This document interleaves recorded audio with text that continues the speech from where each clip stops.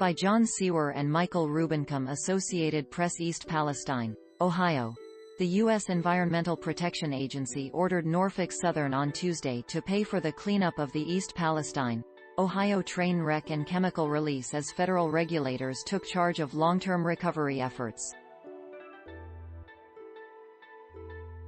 Using its authority under the federal Superfund law, EPA told Norfolk Southern to take all available measures to clean up contaminated air and water, and also said the company would be required to reimburse the federal government for a new program to provide cleaning services for impacted residents. "I know this order cannot undo the nightmare that families in this town have been living with, but it will begin to deliver much-needed justice for the pain that Norfolk Southern has caused." He warned that if Norfolk Southern fails to comply, the agency will perform the work itself and seek triple damages from the company. EPA planned to release more details on the cleanup service for residents and businesses, which it said would provide an additional layer of reassurance. The agency said its order marked the end of the emergency phase of the February 3 derailment and the beginning of long-term remediation phase in the East Palestine area.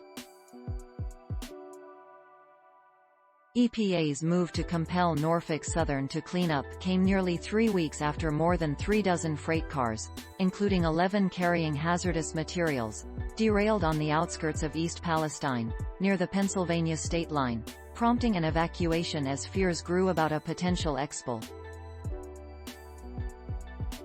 Officials seeking to avoid the danger of an uncontrolled blast chose to intentionally release and burn toxic vinyl chloride from 5 rail cars, sending flames and black smoke again billowing high into the sky. That left people questioning the potential health impacts for residents in the area and beyond, even as authorities maintained they were doing their best to protect people.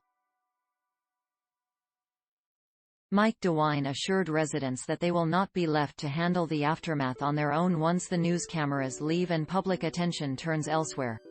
"We understand that it's not just about today, it's not just about 2 weeks from now," he said. "People have long-term concerns, and we're going to do everything we can to stay at this.